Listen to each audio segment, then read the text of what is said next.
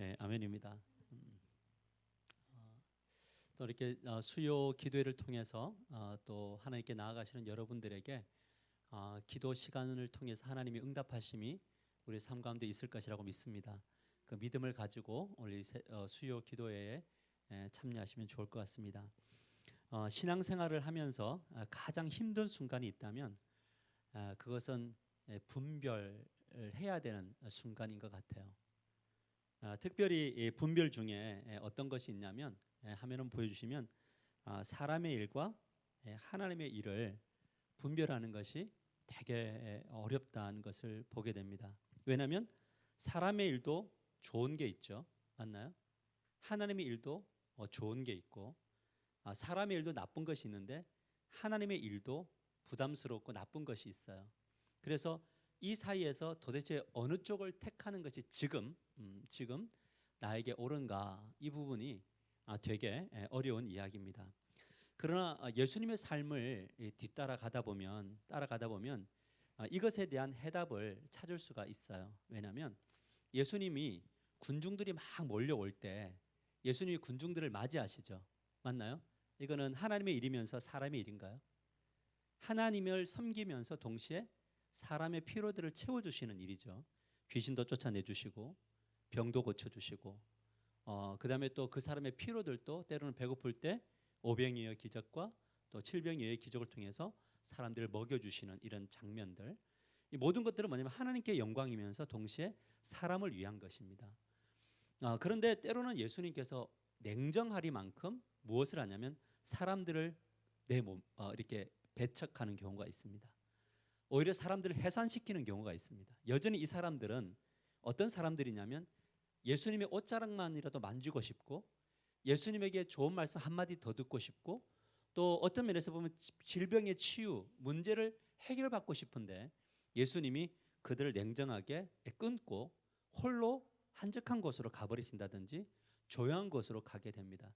그때 많은 사람들은 그런 이야기를 했을 겁니다. 저 사람은 정이 없는 사람이다. 그랬을까요? 특별히 내 앞에서 예수님의 안수가 끝난다면, 그리고 내까지만, 적어도 내까지는 해주셔야 되는 거 아니냐는데 아니다, 나는 이제 다른 마을로 가야겠다 하고 가버리는 거예요. 여러분, 이때 사람들은 생각할 거예요. 저 사람은 진짜 사람을 위하는 분이 아니구나. 그러나 누군가에게는 또 예수님은 굉장히 따뜻하셨죠.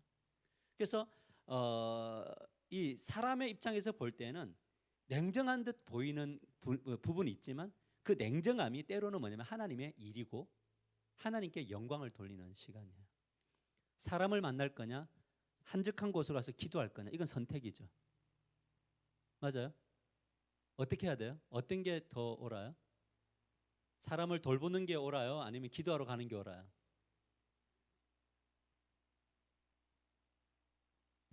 둘 다 옳아요. 그때 옳아요. 맞아. 이게 오늘 그 이야기예요. 어떤 일은 진짜 하나님께 영광이 되는 일이고 어떤 일은 사람에게 기쁨이 되는 일이지만 때로는 그것을 끊어야 될 때가 있어요. 욕을 얻어먹더라도. 이것이 바로 뭐냐면 분별력이에요. 그러니까 이것을 맞춰가는 것이 굉장히 어렵습니다. 그래서 예수님은 철저하게 뭐냐면 구별된 삶을 사셨는데 이것이 바로 뭐냐면 규모 있는 삶을 사셨어요. 그냥 무조건 열정으로 하시지 않으셨어요. 열정적으로 달려가다가도 어느 순간 멈춰야 될 때가 오면 그날 멈추셔요. 아무리 이것이 사람을 위한 것이고 사람들에게 도움이 되는 일이라도 멈춰야 될 때는 멈추세요. 그리고 어디로 가냐면 하나님을 만나는 자리로 가세요. 그곳에서 하나님과 교제하세요. 그래서 또 하나님의 음성을 듣고 하나님의 소리를 듣고 또 움직여야 될 곳으로 가시는 거예요. 아멘입니까? 이거 이해되세요? 아마 이해 안 될 거예요. 왜냐하면 제가 여러분들에게 기도한다고 상담하러 오고 싶은데 집사님 저 오늘 기도해야 될 시간이라 만날 수 없으니까 조금 기다리십시다. 이러면 어떨 것 같아요? 꼭 그렇게 되기를 원합니다. 집사님 저 오늘 지금 말씀 준비해야 되는데 집사님 이거 진짜 급한 일인 거 아는데 기다리세요. 저는 지금 이 시간에 미 필요합니다. 아마 이러면 아마 우리 목사님은 변했고 뭐 설교 뭐 얼마나 잘한다고 저렇게 열심히 준비하느냐 이러면서 우리들 항상 모든 시각을 누구의 관점으로 살아가냐, 우리의 관점으로 살아갈 때가 되게 많아요. 그래서 이것은 오늘 정답을 내릴 수는 없어요. 어느 것이 사람 일이고 어느 게 하나님 일이고 어느 게 우선순위냐, 이거는 내릴 수 없어요. 왜냐하면 그때 그 상황 속에서 각자가 하나님께 주시는 그 부르심을 따라서 가야 되는 거기 때문에 그래요. 그러나 한 가지 원칙은 가지셔야 돼요. 뭐냐면 무조건 끌려다니는 것 자체가 하나님께 영광이 되는 일이고 사람을 도와주는 일은 아니다. 예를 들어서 목회자가 보세요. 기도해야 되나요? 목회자가 열심히 기도해야 되겠죠, 그죠? 성령 충만해야 되나요? 그래야지 말씀을 볼 때도 은혜가 넘치나요? 그래야지 주일날 설교 1시간 던지더라도 그 1시간에 수많은 사람들이 위로받고 힘을 얻을 수 있나요? 매일 사람 만나러 다니고 막 그 신방하고 뭐 하고 이러면서 목사님 연구도 안 해요. 그러면서 뭐라고 이야기하냐면 목사 오늘 설교가 이상하대. 이럴 수 없는 겁니다. 그래서 항상 이쪽으로 가야 될 상황이지만 그래도 멈춰야 될 때가 있어요. 이 규모 있게 사는 삶을 훈련하는 것이 결국 영성이다. 아멘입니까? 이제 진짜 아멘인가 나중에 테스트 해보겠어요. 여러분들이 진짜 필요로 할 때 집사님 저 지금 말씀 연구하고 있으니까 내일 합시다. 이랬을 때 실족하지 않는다면 여러분들이 진짜 오늘 아멘이었을 거예요. 근데 그 자리 가면 그게 쉽지 않을 겁니다. 자, 오늘 첫 번째 화면을 보면요. 이거 아니다, 그죠? 제가 이렇게 좀 많이 돌려야겠네요. 내 거에는 이걸 하지 않았어야 되는데. 자, 보도록 합시다. 첫 번째 보면 고난과 죽음의 길이어도 바꿀 수 없는 무엇이냐면 하나님의 일이 있어요. 그러니까 누가 뭐라고 해도 가야 되는 그 길이 있어요. 이 길을 뭐라고 이야기하냐면 같이 읽읍시다. 시작. 이때로부터 예수 그리스도께서 자기가 예루살렘에 올라가 장로들과 대제사장들과 서기관들에게 많은 고난을 받고 죽임을 당하고 제3일에 살아나야 할 것을 제자들에게 비로소 나타내시니라. 슬픈 이야기인가요? 이거는 굉장히 슬픈 이야기예요, 제자들에게는. 그런데 예수님은 이제 이때로부터 어떤 때입니까? 주는 그리스도시요 살아계신 하나님의 아들이시면 정확한 신앙의 고백이 있는 그 수준이 이르렀을 때에 뭘 이야기하냐면 하나님의 계획을 이야기하는 거예요. 근데 이 하나님의 계획이 뭐냐면 고난과 죽음이에요. 예수님께서 이 땅에 오신 이유는 뭐냐면 이것을 위해서 오셨어요. 예수님이 30살까지 지금 공생이 3년 6개월의 이 기간을 무엇을 향하여 가고 있냐면 고난과 죽음을 향하여 가고 있어요. 이것이 누구의 뜻이에요? 하나님 뜻이에요. 여러분, 예수님은 이 부분들에 있어서 항상 누가 뭐라고 하더라도 이 길을 걸어가셨어요. 방해가 있고 사단의 공격이 있고 사람들이 아프게 하는 그 순간이어도 또 사람들이 박수를 치는 그 순간이어도 예수님은 당신이 걸어가야 될 변할 수 없는 그 길을 따라서 걸어갔어요. 왜냐하면 이것은 하나님의 계획이고 하나님의 일이기 때문에 그래요.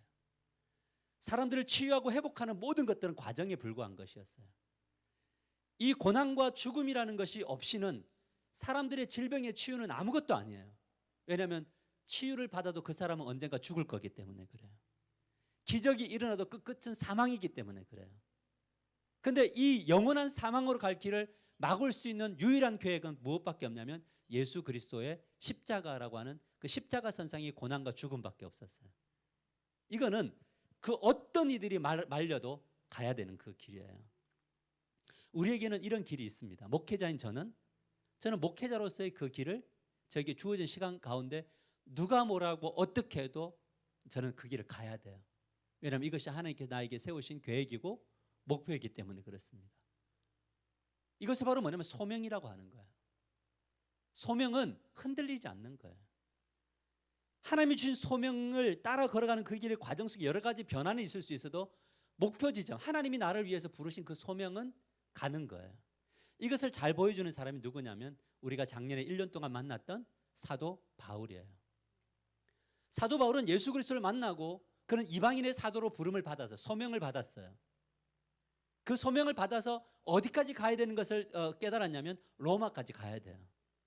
근데 로마까지 가는 그 여정 속에서 에베소서라든지 많은 제자들이 가정들마다 그곳으로 가면 고난을 당합니다. 어려움을 당합니다. 가지 마십시오. 이렇게 이야기해도 바울은 뭐 했어요? 너희들이 왜 눈물로 나를 힘들게 하느냐? 왜 흔들어 놓느냐? 그러지 말라. 나는 예루살렘 가야겠고 어디까지 가는 거예요? 로마까지 가야 하리라. 이것이 바로 뭐냐면 하나님이 계획하신 일을 받아들인 사람들의 삶의 자세예요. 이것이 없으면 뭐 하게 되면 흔들리게 되어져 있어요. 그래서 주님께서 나에게 이번에 소명을 주셨습니다. 사명입니다. 이랬는데 그 해마다 바뀌는 사명은 문제가 있는 거예요. 우리가 어떤 직분이 바뀔 수 있고 역할이 바뀔 수 있어도 목표점은 같아야 돼요. 그게 바로 뭐냐면 소명이에요. 예수님은 그 변할 수 없는 계획을 알고 계셨고 그 길을 따라 걸어가셨어요. 한번 생각해 보세요. 여러분들을 통해서 하나님이 세우신 계획이 무엇인지, 나는 그 길을 따라 걸어오고 있는 것이 있는지, 여러분들이 누가 뭐라 해도 나는 이 길을 가야 되는 이 길 있나요? 누가 뭐라 하면은 그냥 막 돌아서는 그런 길 말고 가야 되는 그 길. 이런 것이 뭐냐면 고난과 죽음이 있어도 가야 되는 그 길이죠. 두 번째 뭐냐면 하나님의 뜻에 반하는 항변하는 사람의 일이 있어요. 항변하고 있는데 반대. 근데 이것이 바로 뭐냐면 좋은 일에 대해서 굉장히 여기에는 뭐가 있냐, 함정이 있어요. 여기에는 좋은 일이 있어요. 좋은 일에 대해서 한 항변이에요. 자, 한번 읽어봅시다. 시작. 베드로가 예수를 붙들고 항변하여 이르되 주여 그리하지 마옵소서. 이 일이 결코 죽게 미치지 아니하리다. 여러분 곁에 이런 사람이 있으면 좋겠어요, 안 좋겠어요? 여러분들이 고난 당하고 힘들다 할 때 절대 그러시면 안 됩니다. 이런 거 어때요?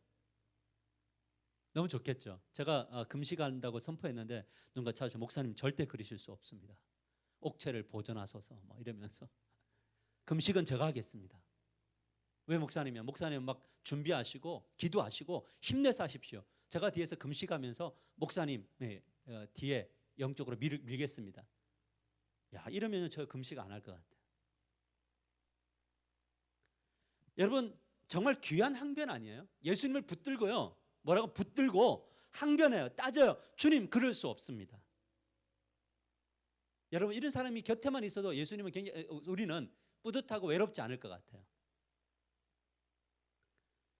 여러분 때로는 그러나 사람의 위로가 붙잡음이 독이 될 수 있다는 것을 우리는 꼭 기억하셔야 돼요. 우리의 좋은 말이 때로는 독이 될 수 있어요. 이해되세요? 여러분 그런데 예수님은 이 베드로의 호의를 거절해요. 왜 그렇습니까? 좋은 이야기 맞아요. 베드로 너밖에 없구나. 지금 나를 생각하는 건 너밖에 없구나. 좋은 이야기일 수 있는데 결국 예수님이 걸어가는 길을 방해하는 거예요. 여러분 왜냐하면 이 모든 것들이 사람의 일이기 때문에 그래요. 위하는 것은 실제 누구를 위한 거냐면 예수님을 위한 것처럼 보이지만 결국 하나님의 관점에서 볼 때는, 주님의 관점에서 볼 때는 이건 사람을 위한 거예요. 기도해야 될 사람이 있는데 우리가 그런 집사님 쉬세요. 괜찮아요. 제가 기도할게요. 이거 하나님 일이에요, 사람 일이에요? 우리 자녀들에게 야 너희들은 있어. 나는 기도할 때 엄마 아빠 기도할 테니까 너는 열심히 달려. 이거 하나님 일이에요, 사람 일이에요? 기도 누가 해? 아들아 나도 기도할 텐데 너도 뭐 해야 되죠? 너도 기도해야 돼. 우리는 누군가를 위한 것을 위한다고 하고 있지만 실제적으로 그 위하는 것이 아니에요.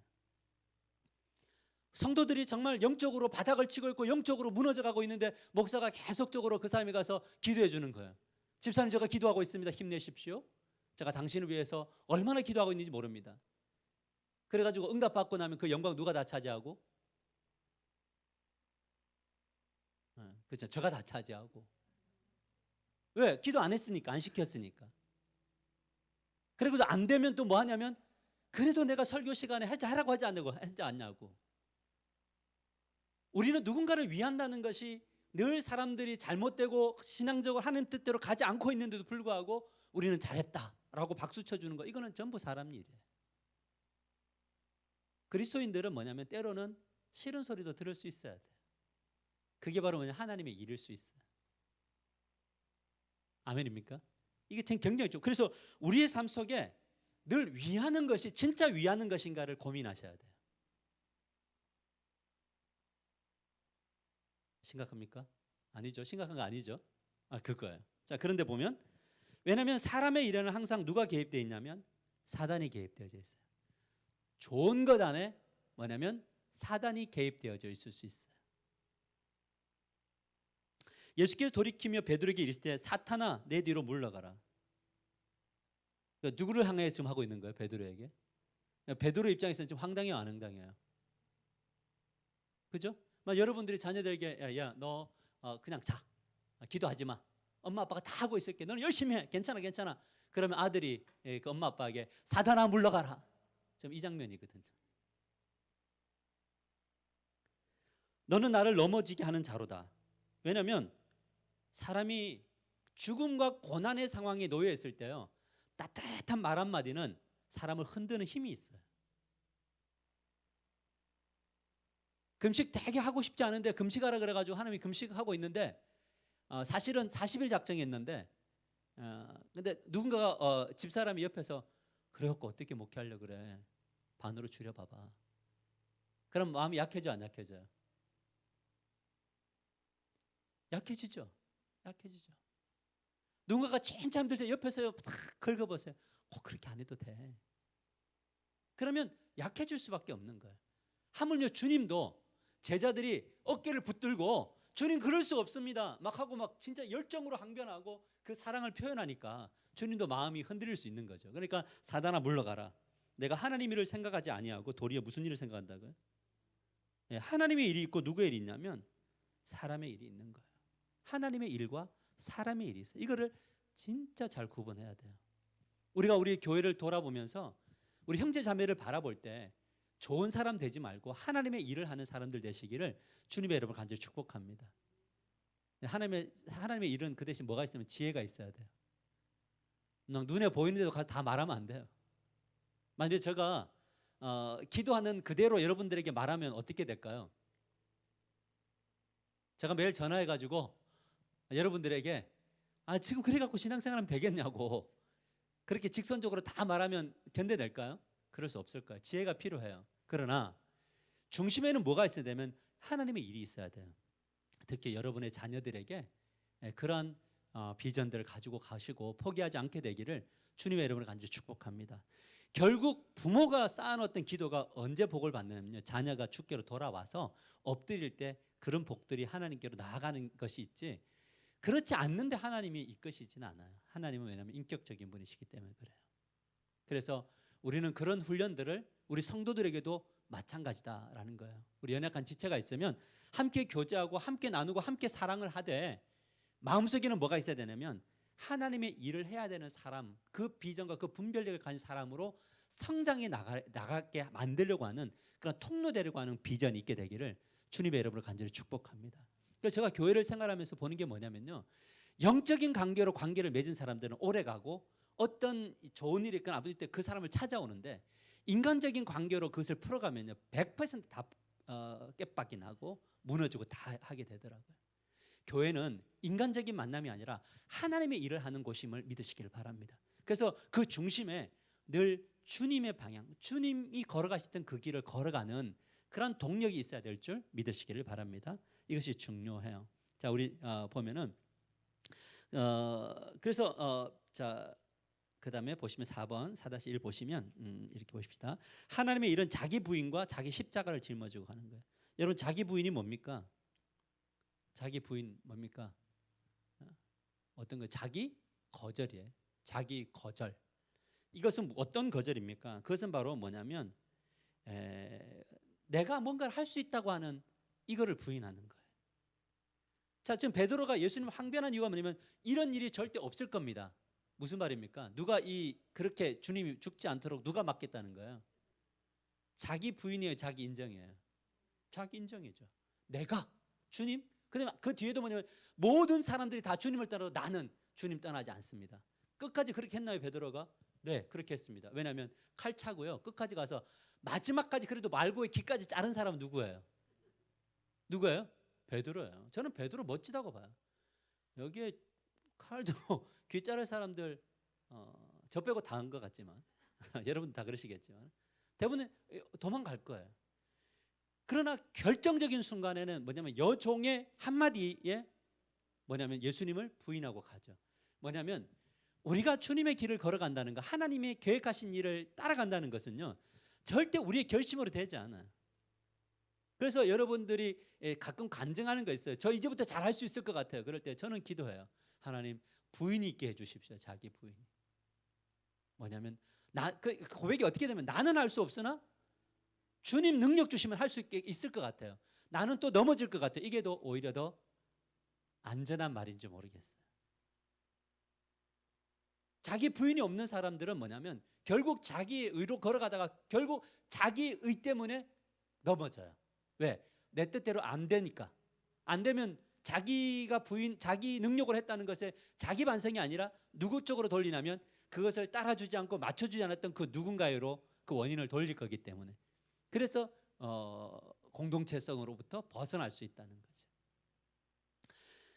진짜 그 십자가는 무엇을 인정하는 것이냐면 자기 자신이 할 수 있다는 것을 내려놓는 것을 가장 먼저 하게 하는 것이 십자가입니다. 그래서 어떤 일이 생기게 되면 뭐부터 하냐면 주여부터 합니다.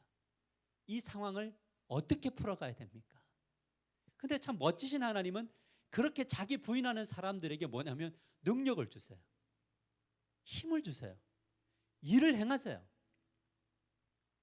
그래서 세월이 지나면서 갈수록 뭐가 되냐면 그 예전에 목사님들이 저에게 늘 했던 얘기는 야, 하 목사 목회해 보니까 기도밖에 없더라.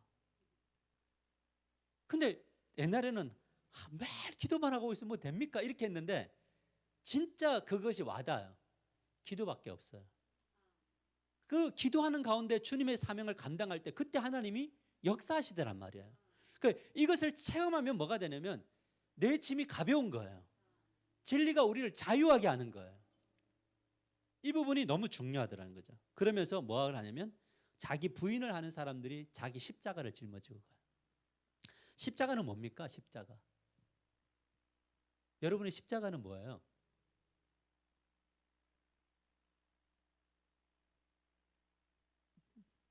생각하고 있나요? 십자가 이러니까 누가 제일 먼저 떠올라요? 응? 남편? 할렐루야. 오늘부터 우리 유미라 집사님의 십자가는 남편인 것으로 그렇죠? 맞아요. 남편도 십자가일 수 있어요. 근데 십자가는 절대 변할 수 없는 거예요. 이건 사명이에요. 십자가는 사명이에요. 남편이 십자가인 거는 남편이 사명인 거예요. 미워도 버릴 수 없는 거죠. 우리의 가정은 사명인 거예요. 우리 자녀들도 사명인 거예요. 근데 이 십자가를 그냥 그 아이들을 위해서 아이들이 해야 될 것까지 내가 다 짊어지는 게 십자가가 아니에요. 왜 아이들이 십자가입니까? 그 아이들을 하나님이 통치하시는 자녀로 만드는 그 과정이 너무 힘들어서 십자가인 거예요. 여러분들 말 안 듣고 여러분들 말 뜻대로 안 돼서 저기 내 뜻대로 안 되니까 십자가가 아니라고요. 저 자녀들을 주님이 원하시는 방향으로 이끌어야 되는데 이 죄성이 우리 자녀들을 그걸 못하도록 만들잖아요. 우리의 이 죄성이 그것을 막아버렸잖아요. 그러니까 뭐냐면 자녀들이 진짜 십자가의 영광이 될 수 없는, 면류관이 될 수 없는 겁니다. 우리 자녀들의 십자가, 우리 교회도 십자가인가요? 맞나요? 교회를 위한 십자가가 십자가죠, 그렇죠? 그러면 어떤 누군가가 나의 십자가이겠죠. 그죠? 그 십자가를 그 사람이 정말 하나님의 통치를 받는 사람으로 세워가는 그 과정 속에서 흘리는 눈물과 아픔과 오해와 때로는 핍박과 이런 모든 것들을 짊어지고 가서 결국 그 십자가가 주님을 바라볼 수 있도록 하나님의 통치를 받는 사람으로 가도록 만드는 것, 이게 바로 뭐냐면 십자가인 거죠. 나를 괴롭히고 나를 힘들게 하고 내 뜻대로 안 돼서 늘 눈물을 흘리는 이 억울함이 십자가가 아니고요. 우리는 자꾸 십자가 개념을 억울함으로 생각해요. 그게 아니에요. 그 사명이에요. 사명을 따라 걸어갈 때 억울함이 있는 거지만 그 사명은 결국 지고 가야 되는 거예요. 그래서 무엇을 요구하냐면 하나님이 잃은 자기 목숨을 뭘까지 잃을 각오를 한다고요? 자기 목숨을 잃을 각오까지. 근데 우리가 목숨을 자 한번 읽어볼까요? 시작. 누구든지 제 목숨을 구원하고자 하면 잃을 것이요 누구든지 나를 위하여 제 목숨을 잃어버리면 찾으리라. 역설이죠, 그렇죠? 죽어야 사는. 뭐냐면 우리는 절대 목숨을 버릴 수 있는 믿음이 없기 때문에 주님, 제가 할 수 없습니다. 주님이 저에게 힘 주셔야 됩니다. 이게 바로 뭐냐면 자기 죽음이잖아요. 자기 목숨, 자기 생명을 내어놓음, 그리고 하나님이 하시도록 내어놓는 것. 이런 과정 속에서 뭐가 있냐면 하나님의 일하심들이 나타나게 되는 거죠. 그래서 우리가 늘 기억해야 될 건 뭐냐면 우리는 십자가 앞에서 죽어야지 사는 자들이구나라는 거. 이게 참 중요한 일이더라고요. 저는 하나님께 여러분들을 바라보면서 늘 감사하는 게 뭐냐면 그래도 새벽기도 말씀 듣고 반응하고 또 그 삶의 현장에 제가 일일이 다 나누지는 못했지만 그래도 하나님을 생각하시면서 걸어가는 그 걸음들, 그러면서 인생이라는 방향이 나에게 십자가가 있구나, 사명이구나, 직장도 십자가구나. 아멘이에요. 하나님이 그 직장을 옮기시기 전까지 그 직장은 나에게 사명인 거죠. 십자가인 거예요. 그러면 그 직장의 안에 있는 누군가는 내가 짊어져야, 십자가는 결국 사람입니다. 짊어져야 할 사람인가요? 있나요? 세상 속에 한 사람도 없나요? 할렐루야. 꼭 있게 되기를 축복합니다. 있어야죠. 우리 이웃이든지. 그게 근데 이제 왜냐하면 자기 십자가를 부인하는 거예요. 왜 부인하냐면 어려워요. 사람을 짊어지고 가는 것은 어려워요. 지금 지금 내 인생 하나 짊어지고 가기도 어려운데 다른 사람을 짊어지는 것은 어려워요. 그러나 죽으면 주님이 하세요. 왜 어려우냐면 모든 짐을 내가 짊어지고 가려고 하니까 어려운 거예요. 주님께 맡기셔야 돼요. 맡기시고 나면 나의 짐은 가볍잖아요. 나의 짐이 누구 짐이라 그랬어요? 예수님의 짐이라 그랬죠. 예수님의 짐을 짊어지고 가면 나머지 짐은 주님이 하시는 거예요. 아멘이에요. 그러면 주님의 짐이 뭐예요? 사명인가요? 다시 또 그 자리로 돌아가는 거죠. 근데 이 짐을 내가 짊어지지 않는 거예요. 그렇지 나는 내가 해야 될 주님의 통치 속에서 주신 부담감과 그 사명을 따라서 최선의 삶을 살아내면 되는 겁니다. 그 다음에 누가 하세요? 주님이 하세요.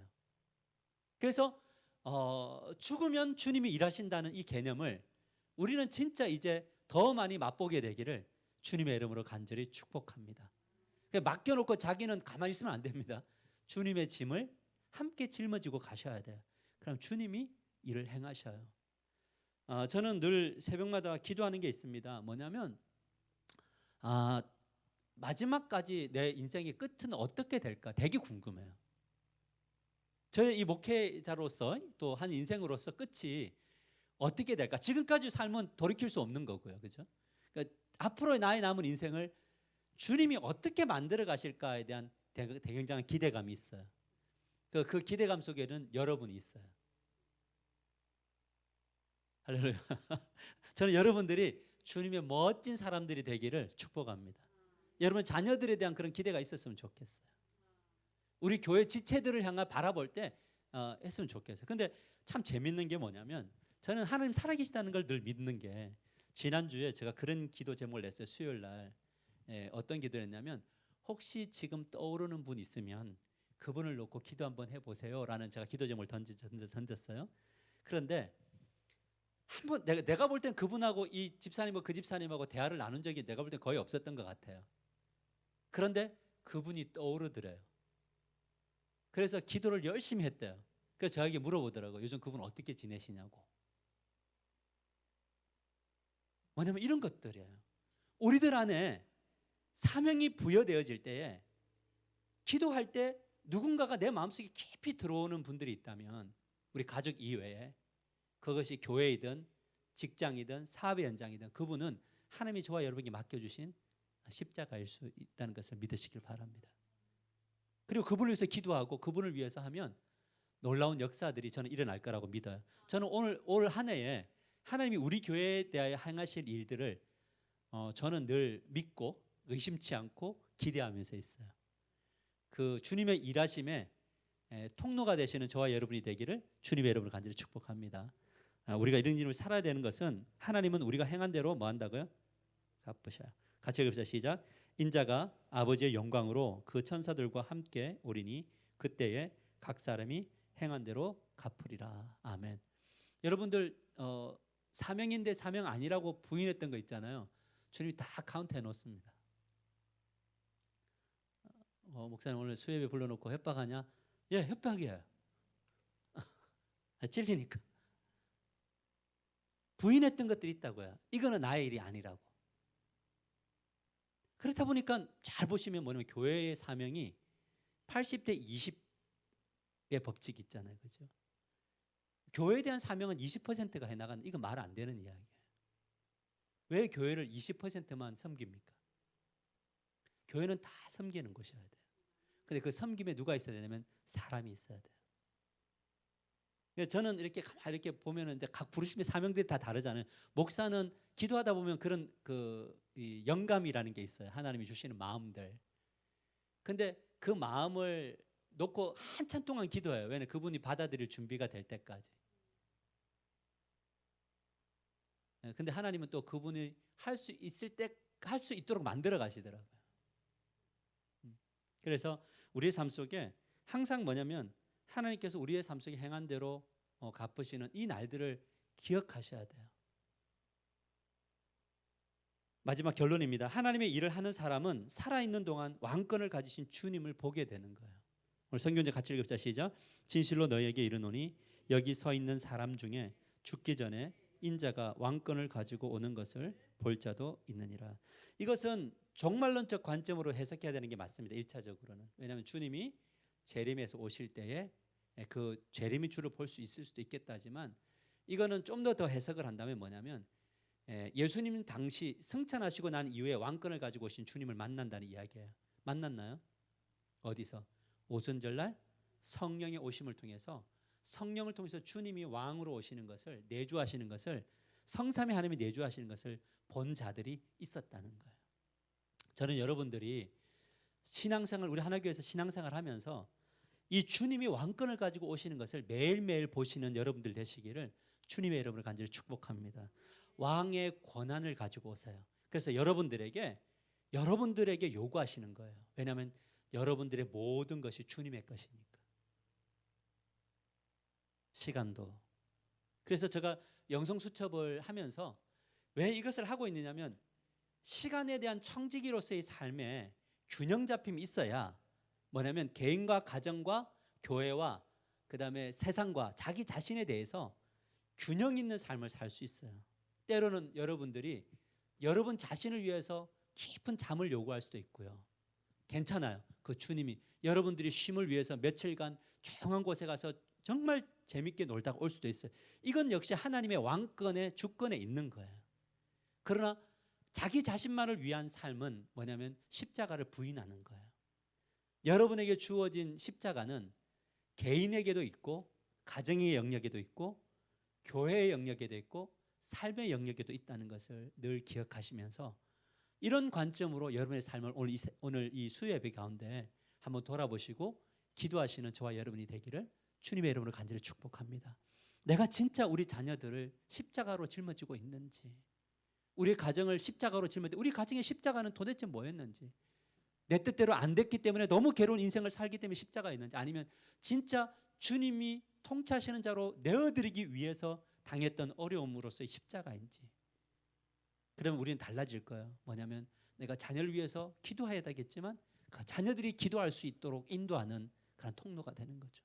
내가 누군가를 중보기도 하겠지만 그 중보기도의 끝 목적은 뭐냐면 그 사랑하는 지체들이 함께 나와 기도하는 그 꿈을 꾸는 거예요. 거기에 아픔도 있고 두려움도 있고 머뭇거림도 있지만 그 모든 십자가를 통해서 결국 하나님이 영광 받으실 겁니다. 할렐루야. 그래서 우리에게 주어진 이 부천과 인천, 우리 십자가임을 믿습니까? 우리 말로만 부천이 돌아오게 하셔서 절대 안 돌아옵니다, 여러분. 십자가여야 돼요. 이 부천에 누군가가 십자가여야 됩니다. 그래야지만이 하나님의 그 놀라운 역사를 경험할 줄 믿습니다. 오늘 우리가 보혈을 지나서 우리가 오늘 이 시간에 우리의 자기 부인을 합니다. 내가 죽습니다. 하나님 역사해 주십시오. 우리 간절히 사모하는 마음으로 찬양하며 나가십시다. 우리 불 좀